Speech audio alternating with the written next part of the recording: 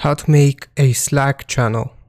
So I have logged into Slack, and here from the left hand side you will see this bar for channels.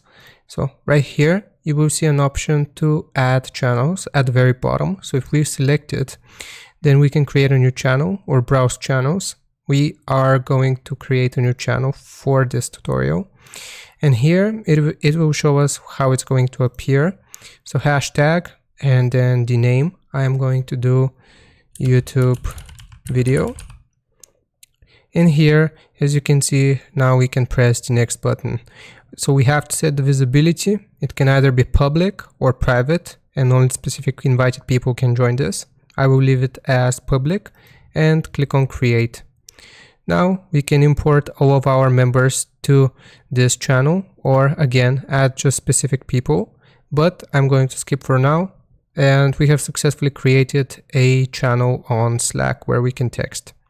So I hope this helps. Don't forget to like and subscribe, and I'll see you next time.